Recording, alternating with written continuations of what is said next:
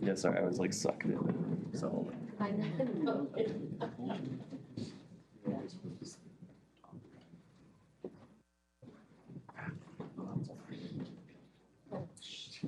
Good afternoon, everyone, and sorry for delaying you today. Start with some opening comments before I turn to questions. Starting around 12:30 Eastern Time today, Iran launched nearly 200 ballistic missiles against a number of targets in Israel. The United States once again came to Israel's defense against these attacks, just as we participated in Israel's defense when Iran launched its April 13th attack. Our initial assessment is that Israel, with direct assistance from the United States and its partners, was able to successfully defeat this attack. This was a brazen, unacceptable attack by Iran, and every nation in the world must join us in condemning it. Secretary Blinken joined President Biden, Vice President Harris, and other members of the President's national security team in monitoring this attack as it was unfolding, as well as our response. As the President has made clear, our support for Israel's security is ironclad. We will continue to stand with the people of Israel at this critical moment. With that, Matt. Thanks. So I think this probably goes without saying, but just to make sure. So in terms of what happened in Israel, no damage to any U.S. facilities, no injuries, no nothing. At this time, we are not aware of any damage to U.S. facilities. As you know, we issued an order earlier today for our personnel, State Department personnel in Israel to shelter at their homes. We have full accountability for all our personnel. We're not aware of any civilian casualties inside Israel, let alone an American citizen casualty. There is one report of a Palestinian who died in the West Bank, but no damage to any U.S. facility either. And then both you and the National Security Advisor just a few minutes ago talked about the brazen and unacceptable escalation. But does the administration see anything that Israel has done over the course of the last 3 weeks as escalatory? So certainly they have done things to expand the conflict. But if you look at the actions that they have taken, they were bringing terrorists to justice, terrorists who have launched attacks on Israeli civilians. If you look at what Iran did today, we've been warning for some time about the threat posed by Iran arming and funding terrorist groups across the Middle East. And the attack today just demonstrated the danger of those actions. What you saw was Iran launching a state-on-state attack to protect and defend the terrorist groups that it has built, nurtured, and that it controls. So there is a difference between the actions that we have seen Israel take to defend its civilians and what we've seen Iran take. They are equivalent. I just wanted to make sure that you didn't see. No, we have certainly seen we've certainly seen Israel expand the nature of its attacks against Hezbollah, but it is a very different type of attack than what we saw today from a state actor against another state. Okay, and then last one, and this has to do with Lebanon and the northern front.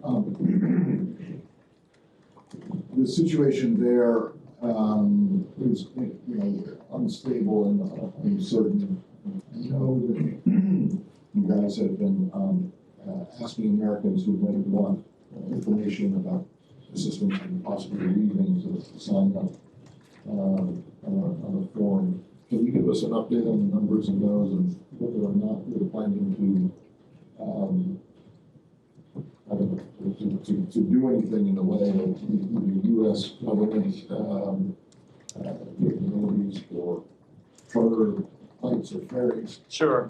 So you're right. As we often do in these situations, we have directed U.S. citizens who are in Lebanon to register with the State Department for information, and especially for information with how to depart Lebanon, and we're providing them whatever information we can. We have had as of today, around 6,000 American citizens in Lebanon who have registered with us for further information. Should be clear, not all of those American citizens are seeking assistance with departing. People are just looking for information. They're looking for options.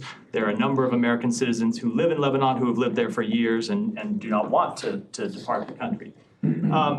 So in terms of the status on the ground, the airport is still open.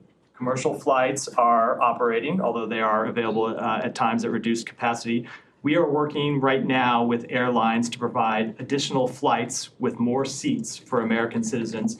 It's something that we hope to turn on in the next few days, and we will be in touch with American citizens if and when we're able to expand that capability.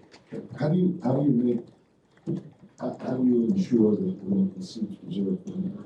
No, we're working with, I can't get into the details, but we're working with commercial carriers to ensure that capability. And when we have further information and we've locked this down, it's something we'll communicate directly with American citizens who've asked for information, and then I'll be happy to come and talk about it here at the briefing room. Thanks. Yeah.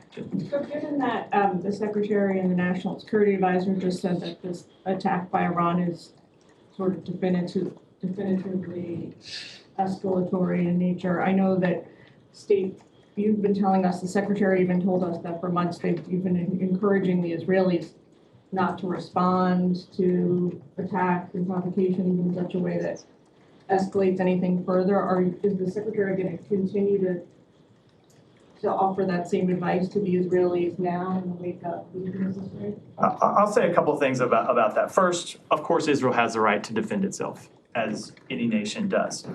In terms of what Israel's response will be, of course, there must be consequences for Iran for this attack. We've made clear that there must be consequences. I'm not going to get into what those consequences are today, but there are things on which we will be coordinating with our Israeli counterparts. And I think in the immediate aftermath of this attack, we are going to coordinate with them on what any response might be. I think it's important that we are able to defeat this attack through successful work with Israel and with our partners, and we will work with them on what a response might look like, but I'm not at the position just 2.5 hours after this event occurred to offer what that might look like today. The Iranian foreign ministry people have said that now that they gave the U.S., I don't know who, a heads up in advance of these missile strikes today through diplomatic channels. Is that true? That is absolutely false. We had no kind of warning from the government of Iran that they were going to launch such an attack. Given, you're not going to detail what the consequences are going to look like yet, understandably, you guys are in conversations with the Israelis about that. Can you give us a sense for how U.S. officials are thinking about this right now in terms of magnitude of a response? Will it be more severe than the U.S. response to the Iranian attack on Israel in April, given your... So I think it's too early to get into what the response might be. As I said, we're just a couple hours after this event having occurred. It's important that all of us inside the United States be able to take stock of the attack, be able to take stock of what occurred. As I said, there are initial assessments, but we need time to collect all of the information, and then we need time to talk with our Israeli counterparts, and we need time to talk to other partners in the region about the way forward, and we'll do that over the coming days. But it is clear that this was once again a significant escalation by Iran. When you see Iran launching attacks on another state, ultimately to come to the defense of a terrorist organization, it is an escalation, and Israel has the right to defend itself, but we will coordinate with them on what any response looks like. How much more worried are you about a regional war today than you were in previous days before this attack occurred? So I've gotten that question a number of times over the past year, and I never want to try and calibrate our level of concern, only to say, or other than to say that preventing the outbreak of a full-scale regional conflagration has been one of our priorities since October 7th. It's something that we immediately identified was a risk after Hamas launched its brutal attacks on Israel, and something that we have been working to prevent. There have been a number of times in the past 12 months where it looked like we might reach such a conflagration. April 13th is one of them, quite obviously. And the United States, through a combination of deterrence and diplomacy, has been able to prevent such an outbreak of full-scale war. And we will continue to try and prevent an outbreak of full-scale war in the days and weeks ahead. Just a few more questions. Is Iran's nuclear program a legitimate target for an Israeli response? Again, I don't want to get into, and this is not to say that I'm ruling anything out and that I'm ruling anything in, but I would answer any question this way, which is, we want to have these conversations directly with our Israeli counterparts over the coming days. It's clear that this was an unacceptable attack, and as we made clear before this attack, there will be consequences for it, but I think it's appropriate that we discuss those consequences with our Israeli counterparts before we talk about them publicly. Any other countries involved in defending Israel alongside the United States? There were partners, as I said in my opening comments, who assisted in the defense of Israel. I will let all of those partners speak to their own actions. And last question, is the attack over as far as the U.S. assessment is? Certainly this initial wave of an attack is over, which is not to say that there are other waves coming, or that there, is not to say that there are other waves coming. We saw an initial attack earlier today against the state of Israel. Certainly it would be incredibly reckless and would continue to be escalatory were Iran to launch further attacks on Israel, and we'll be monitoring in the hours ahead. There have been a lot of parallels drawn between Iran's attacks on Israel we saw in April and what happened today. The big difference is that back in the spring, Iran did message for weeks the kind of attack it was going to carry out against Israel, as opposed to this time around. It seemed to be very sudden by comparison. That lack of warning, public messaging, do you read into that? Is there any diplomatic significance? You know, I don't want to try to make assessments about why Iran made the decisions it made, or why it kind of telegraphed them publicly last time and didn't do so this time. Obviously, we had some indication that an attack might be in the works. You saw us talking about that. We made clear, we gave warnings to our Israeli counterparts about it earlier today, and I think they came and read out some of those conversations publicly. So we had indications that there may be some such attack. I can't speak to why they made the decision to not telegraph it as publicly as they did last time. It doesn't change the fundamental nature of the attacks, which is that this was an unacceptable and brazen action by the state of Iran. I know you want to have conversations with your Israeli counterparts about what their response will be, but can you say anything about, are the discussions happening now? Have Israeli officials laid out any potential options for retaliation? There are discussions that are ongoing. There were discussions that were happening between the United States and Israel as the attacks were unfolding. There were discussions that were happening from officials in this building, officials in the White House, and I won't speak to the Pentagon, but I would assume by officials at the Pentagon in the immediate aftermath of the attacks, just in the last couple of hours, and those conversations will continue through the rest of the day and, of course, in the days to come. Thank you. Matt, did the U.S. have any indication whether or not they were successful that the Iranians intended to strike U.S. interests or assets in the region? I'm going to defer to the Pentagon to speak to specific operational details as to what the Iranians might have been targeting. They're obviously in the best position to monitor that and to speak to it. And I know they're having a briefing later today. I'll defer that question to them. Okay. I mean, we understand that the embassy had all of its employees go home and shelter in place. Just want to confirm that was out of an abundance of caution, knowing that an attack on Tel Aviv might be in the works, and so we took that step out of Tel Aviv and potentially Jerusalem as well. So we took that step out of an abundance of caution. But in terms of what specific sites Iran was targeting, I will defer to my colleagues at the Pentagon. Okay. In terms of the partners that you mentioned were engaged this time, without getting into specifics as to who it was, were there fewer partners? Was there less support for their engagement this time around? I think that's still a specific. Maybe it's a generality. Either way, I'm just not going to get into it, other than say that there were partners that were engaged with us in this defense of Israel, and I will let every country speak to their own participation. Okay, it's not a specific. It's just, I mean, it's more specific than I'm willing to share at this point. And just to clarify, I understand consultations are ongoing with the Israelis. What does the U.S.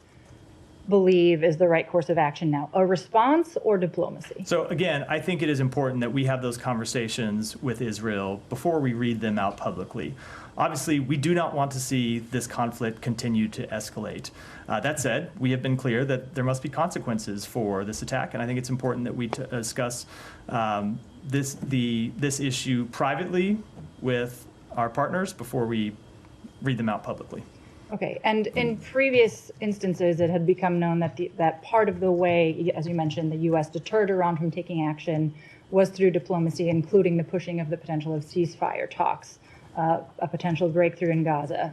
That seems remote now. What is the status of ceasefire talks, either in Gaza or in Lebanon, that the U.S. had been pushing in the weeks prior to these developments? It's a really good question, and I will say, I went into some of this detail here yesterday. Where we are on the ceasefire talks in Gaza is that the terrorist group that Iran funds, Hamas, has been unwilling to come to the table to engage the past several weeks. So yes, it's true that we have not been able to advance these ceasefire talks, but it's not because of any lack of effort by the United States or our partners in the region. It's because the terrorist organization that Iran has sponsored for years and years and years has refused to come to the table. So if Iran wants to use the breakdown of ceasefire talks as an excuse for its actions today, it needs to point to the terrorist group that it controls. It's Hamas that has been responsible in recent weeks for the breakdown of those talks.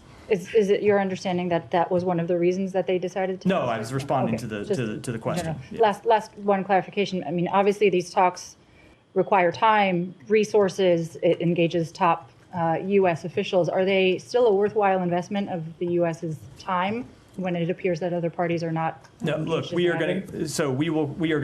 not going to give up on reaching a ceasefire in Gaza because we believe it is the best way to free the hostages. It is the best way to alleviate the suffering of the Palestinian people. It is the best way to ensure long-term peace and stability for the entire region. So no, of course we are going to continue to stay engaged on this. But in any kind of ceasefire talks, when you're talking about two parties to a conflict, you need both parties to engage. And right now we have a refusal to engage by one of those parties. Sorry, that's Gaza and Lebanon as well, or have you abandoned the in Lebanon? So look, we ultimately do want to see a ceasefire. We ultimately want to see a diplomatic resolution. But as I said yesterday, we do support Israel's right to defend itself against terrorist organizations. Hezbollah has continued to launch terrorist attacks across the board, and Israel's taking steps to defend itself against those attacks. Thank you. And you mentioned there was, before the attack, that you weren't told by the Iranians that they were going to attack, but you'd had some indication. What was the indication? Was that sort of from satellites able to see things moving around? Are you able to tell us anything more about that? So I am not able to tell you anymore, unfortunately. Obviously, you've seen all around the world before the outbreak of conflicts that the United States at times has the ability to gather information about what is likely to happen. That was the case here. I just can't say any more about it. But it was not through any conversations with Iran, right, direct or indirect. Some small amount of intelligence was declassified so that you could make that warning ahead of time. I'm not able to get into it any more than what we said publicly already. In that period between informing the world and the Israelis that of this information, was there any effort to, other than the public statements, to reach out to the Iranians to say, don't do this? So I will answer that by saying we have made clear for some time that we have the ability to send messages to Iran when it is in our interest to do so. And without speaking to any messages in particular, we have made clear the position of the United States that Iran should not launch this attack, that it would be a mistake for Iran to launch this attack, and I think I'll leave it at that. And I think the Iranian mission to the UN has talked about, they did send some message, I'm not sure whether it's before, minutes before, after the missiles were launched, or is there anything you can tell us about when that was received and sort of the nature of that message? It wasn't received because that report's not true. I mean, I have seen the statement from Iran. I saw first stories that they warned us in advance, then I saw stories that they warned us shortly in advance. It's just not true. We received no advance warning from Iran about this attack. Okay, and since the attack... And sorry to interrupt. Sorry. I would just note that this is not the first time that Iran has said things about supposed interactions with the U.S. government and messages it has sent to the U.S. government that have not been true.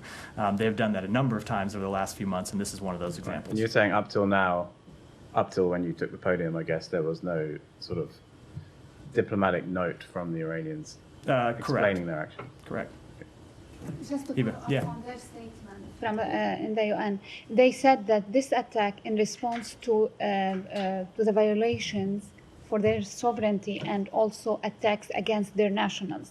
Now, sovereignty, the attack on Ismail Haniyeh on their territories, do you think this is a legitimate argument for them? No, of course it's not. If you look at the supposed argument about attacks on their sovereignty, I would say, first of all, that's an event that happened weeks ago, and what's changed in the weeks since then? You've seen the death of the leader of a terrorist organization that Iran sponsors, funds, controls. That's what's changed. And to the extent that any Iranian officials have been killed in the past few days in Lebanon or in Syria, it's because they were meeting with terrorist organizations, meeting with terrorist leaders. And it goes to the point I made a moment ago, which is what you saw Iran to do today was come to the defense of a terrorist organization. I don't think it holds water when you look at all the events of the past few weeks that this event had anything to do with Iran's sovereignty. It has to do with the fact that a number of the terrorist organizations that Iran has set up for years as a way to undermine and attack the state of Israel have been weakened, first over the past few months and then most recently over the past few weeks. It's quite clear that's what they're responding to.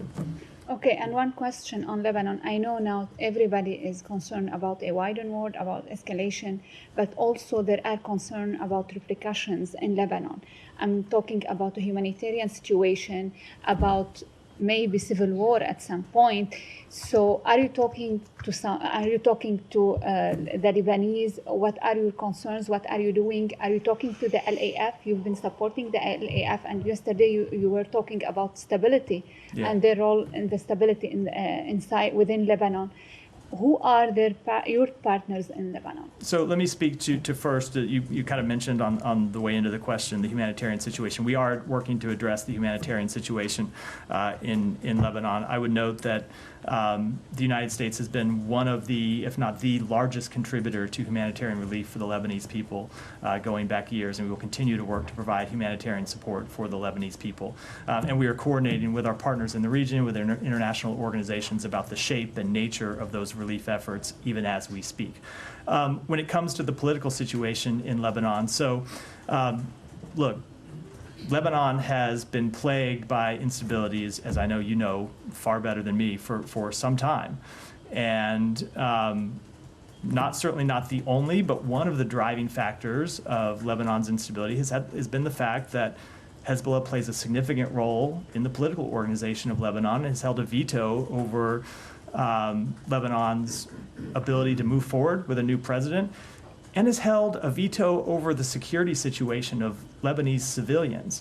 It's because of Hezbollah's refusal to abide with UN Security Council 1701 and actually pull back from the border, that as they were supposed to do, that we're in this situation today. So I think it's too early, obviously, to say how this conflict will shape out in the next few weeks. But what we are going to be working to do is to try to seize this moment and really hope that the Lebanese people can seize this moment against very difficult odds, because there are still a number of Hezbollah fighters who have access to arms and equipment inside Lebanon, but seize this moment to try to establish actual political stability for Lebanon. Who do you want to do that? So look, that is ultimately a question for the Lebanese people to answer, not for the United States to answer.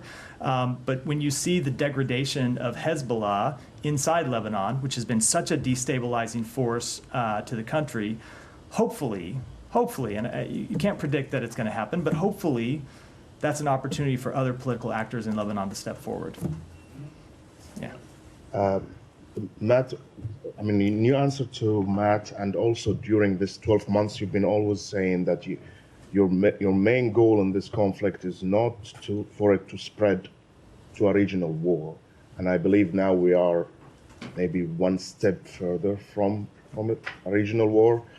But do you think that your way of trying to contain it through your diplomatic means, by drawing boundaries and lines to Israel, that if you cross this will escalate into this war or that war, and the Israeli prime ministers keep crossing those lines, keeps escalating in the region, whether it is in Gaza with the Philadelphia corridor or in Lebanon?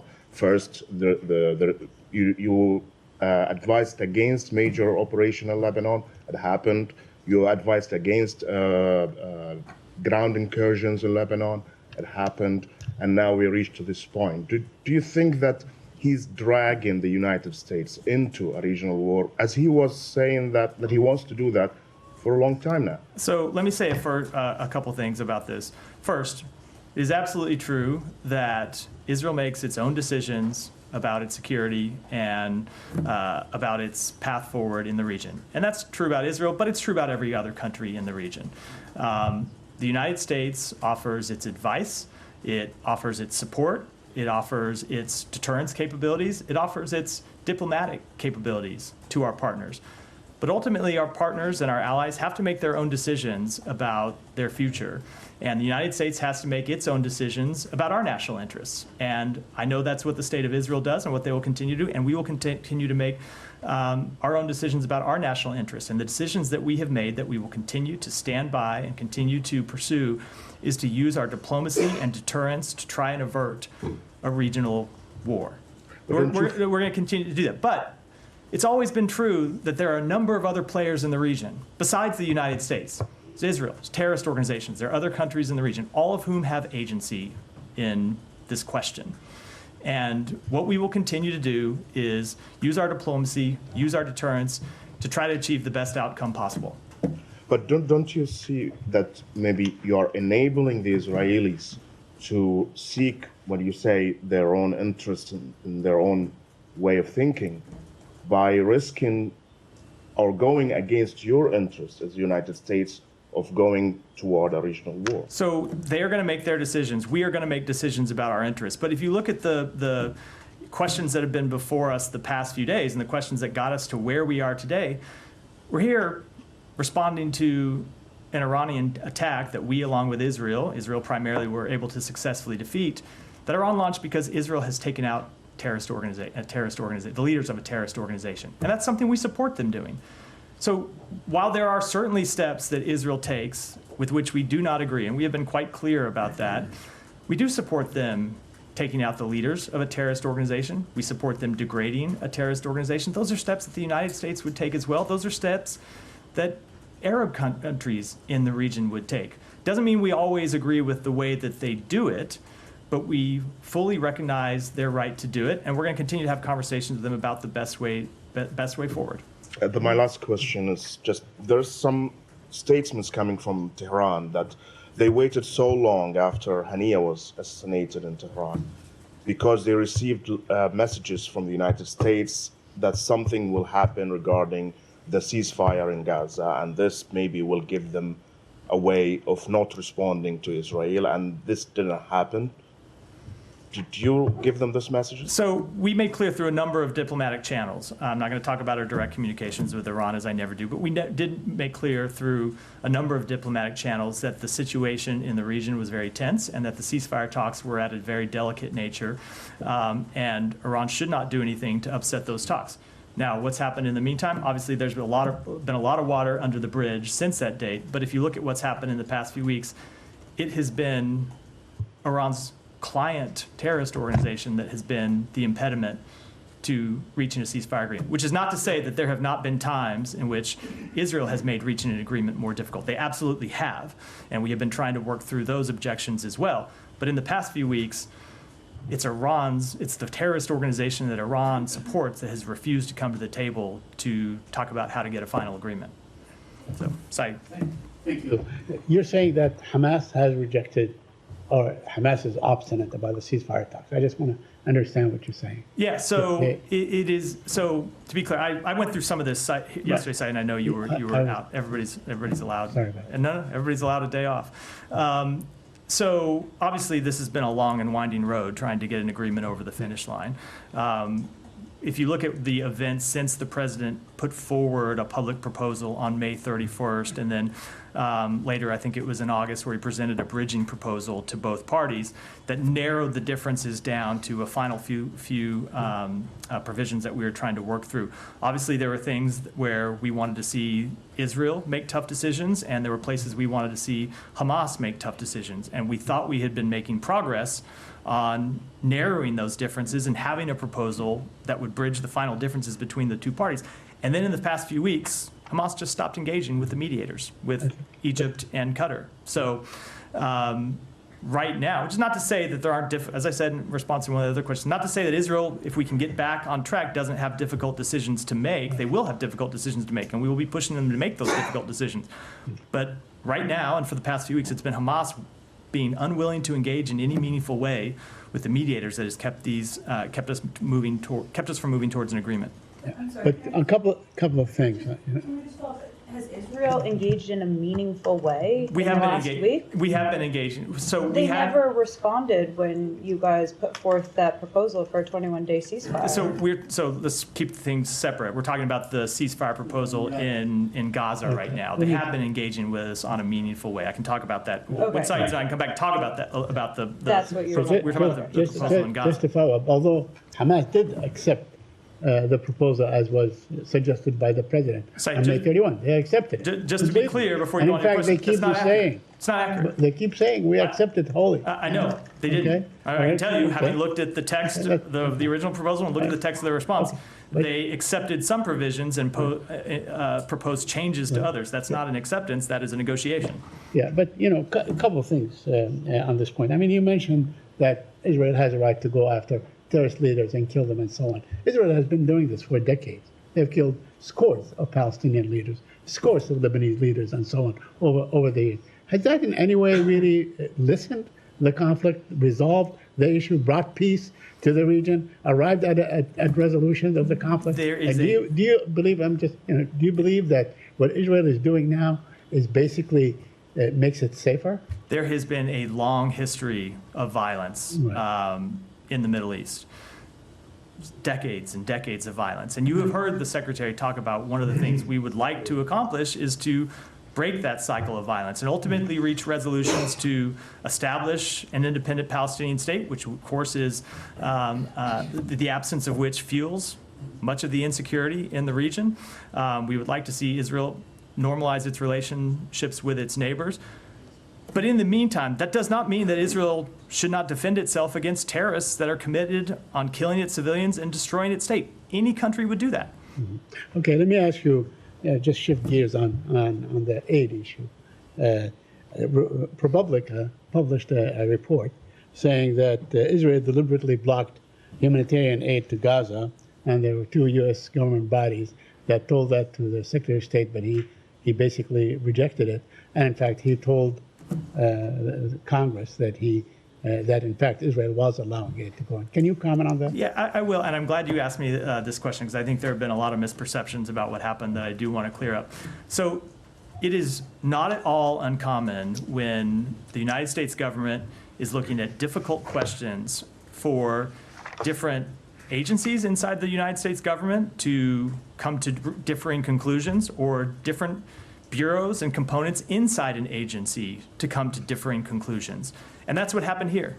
You had a number of components of the department that were making recommendations. You had other agencies inside the U.S. government outside the State Department who were providing information to the Secretary. And when the Secretary got all those recommendations, in a number of meaningful ways, they conflicted. You had some people making one set of recommendations and other people making, if not diametrically opposed recommendations that conflicted. And so that's not an unusual thing. That happens all the time when making difficult decisions. And so what the Secretary did is what we always try to do, which is to sift through those conflicting recommendations, look at the underlying information, and make the best judgments we can. And the judgment that we ultimately made, if you read the National Security Memorandum, and I think a lot of this has been lost by people who have forgotten in the months since it was released what it said, that report was quite clear in identifying that there were a number of steps that Israel had taken or not taken that had led to the hindrance of humanitarian aid being delivered to Gaza, and that we were quite concerned about those steps. But in the meantime, they had implemented a number of additional measures that we had recommended to them to improve the delivery of humanitarian assistance. And it is looking at all those factors together, where the situation had been and where it had gone, that led the Secretary to come to the conclusion that he made. So it is far more complicated than the kind of headline or tweet version of this situation that I know often gets written up. I will say, the final thing I will say about that is, this is an ongoing situation where we constantly monitor the situation, identify deficiencies, engage with the government of Israel, engage with the UN and humanitarian partners in the region to try to correct those deficiencies, and then move forward. And our assessments, because we're not done making those assessments, will continue. Can I follow up on that? Yeah, Tom, go. Oh, yes. Just a specific follow-up on that. You talked about these different parts of the State Department making different recommendations. in the ProPublica story, and I guess we know about this from the NSM, but if you were going to look to parts of the U.S. government to tell you on the specific question of whether a country is blocking the delivery of humanitarian aid, wouldn't you look to USAID and PRM in this building? Aren't they exactly the two parts of the government that you would ask that question? So I would look to them. I would also look to our experts in the region, our experts in the bureaus that cover the region, as well as other U.S. government agencies. And that's what we did. And without speaking to the recommendation of any individual component, any individual bureau or agency, because it wouldn't be appropriate for me to do that, the Secretary got conflicting recommendations and had to resolve those. Doesn't it suggest, and isn't the Secretary's decision based on recommendations? He's taken the expert recommendation on that specific humanitarian question and considered it looking at the political and strategic other influences and made a decision. But the actual technical advice from the two agencies involved in that specifically was that they are blocking it. So this is not a comment about the question, but it is a comment about some of the criticism that the Secretary has received. One of the things that I have found over the years in government is when there are conflicting reports, the side that had the opinion that you agreed with was the expert side, and the other side was a bunch of political hacks. And that is always the way that people interpret these. We look at it as all of these officials who made recommendations had expertise, and the Secretary valued all of their expertise equally, and ultimately took their recommendations, but also dived into the underlying facts and dived into not just looking backwards months and months and months, but what the change in the situation and the change in the delivery of humanitarian assistance when we made that assessment, and found that to be just as important as the events that had happened in the previous months. And the report's language reflected all of that. We were quite transparent about how we had seen the situation change over time. Wait a second. I don't understand how you can say the Secretary valued all their expertise equally when he rejected the side that... So you can value someone's expertise and still disagree with, I value very much your reporting, Matt. I disagree with some of the stories that you write. You can value well, first of all, I question that. You can value someone's expertise and still disagree at times with their recommendations when you have conflicting information. It's just, wait, so there was conflicting information you had conflicting assessments from different bureaus inside the department. Okay, but assessments were based on facts on the ground, right? They were based on... Right? They were... What was happening on the ground? So it's not just... So unless one of these two bureaus just got it wrong and didn't, then they were giving their... No. It is, their assessment was based on the facts, no, right? It is not just an assessment of facts on the ground, but how facts changed over time, which is one of the things we laid out in the report, that if you looked at the actions by the government of Israel, and as important as actions at time inaction, things that we had recommended they do that they didn't take, we concluded that some of the actions they took and some of the inactions, things that they hadn't done, had led to a slowdown in delivery of humanitarian assistance. But we had intervened with them, and they had taken a number of meaningful steps in another direction that led us to make the assessment that we did. To the point where now everything is just fine. As I said, it is an ongoing assessment, and we constantly see deficiencies that we try to alleviate. The situation is nowhere close to fine. Yeah.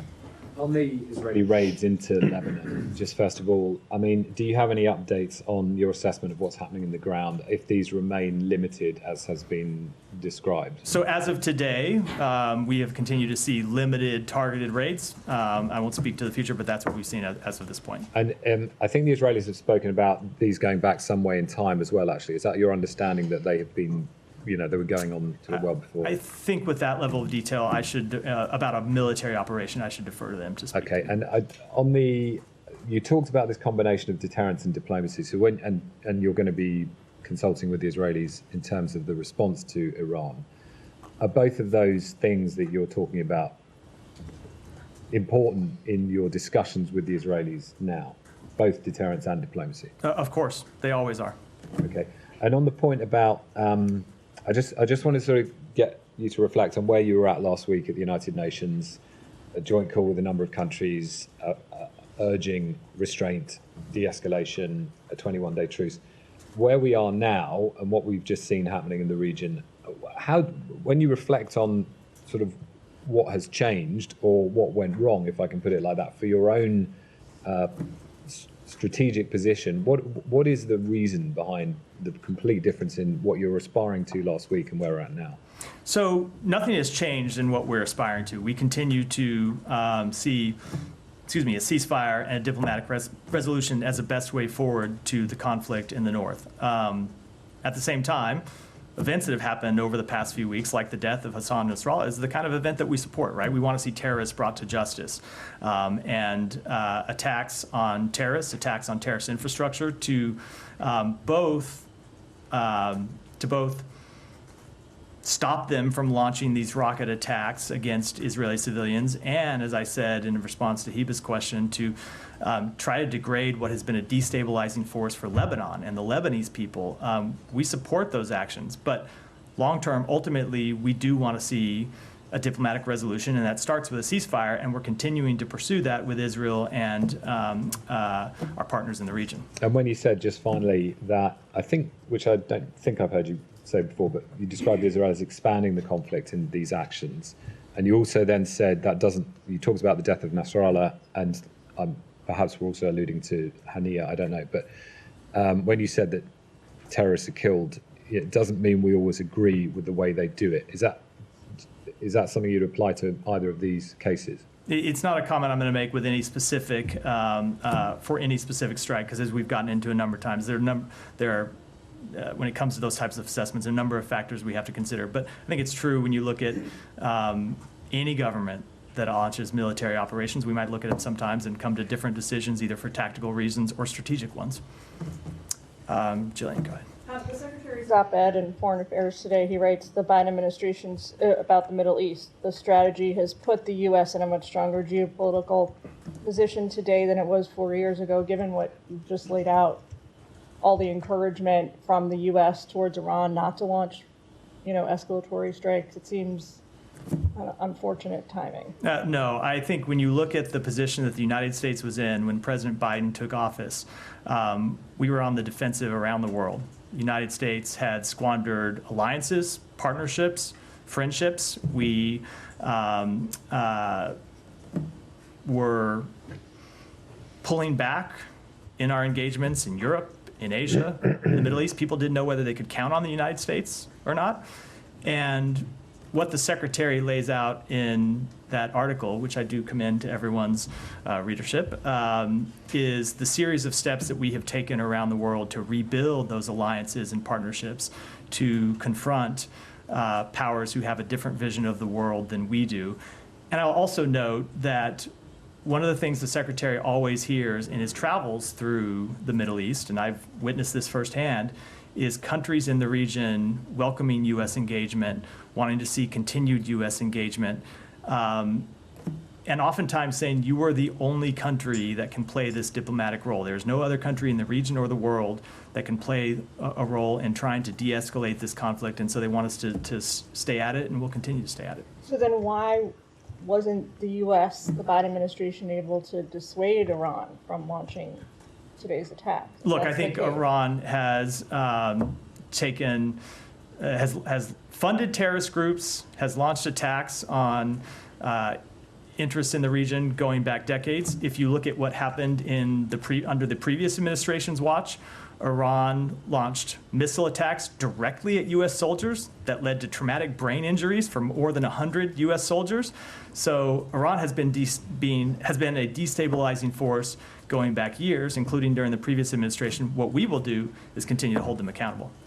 Let me take one more, and then I'm going to wrap for today. On the question about the partners that you don't want to name, last time you did talk about coalition of countries you put together, the UK, the Gulf countries, Jordan. The fact that we are not hearing about the same coalition, is it because of the lack of timing to get all the ducks in a row? I just don't want to say any more about the partners that we engage, other than they should speak for themselves. Sorry, I just wonder, could you say whether it's larger or smaller or the same size? I just can't speak to it at all.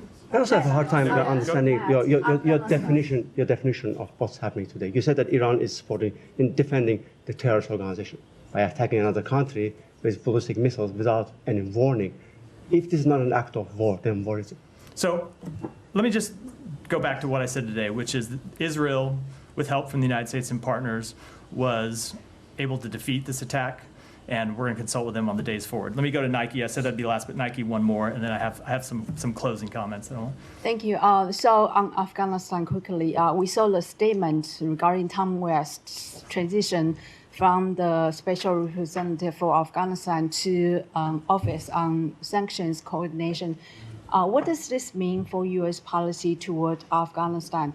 Is Afghanistan a U.S. foreign policy priority? Of course it is, and we will continue to stay engaged on Afghanistan. It remains an enduring priority. The work will now be led within the State Department by the Chief of Mission of the U.S. Mission to Afghanistan, Karen Decker, Special Envoy Amiri, and Ambassador John Mark Palmersheim.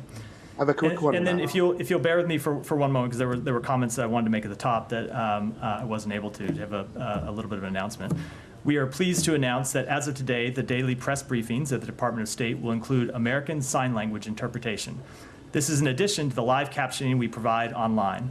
The team of daily press briefing interpreters includes certified deaf interpreters, ensuring more accurate, nuanced interpretation for the deaf and hard of hearing community. The interpretation reflects our commitment to deaf and hard of hearing inclusion and our overall values, that everyone has equitable access to the information they need. Many offices at the department worked over a significant period of time to make this important step a reality. Today's action underscores the department's commitment to inclusion and our acknowledgement that all individuals are integral to the fabric of our country and our workforce. And with that, we'll wrap for today. Thanks, everyone. Thank you.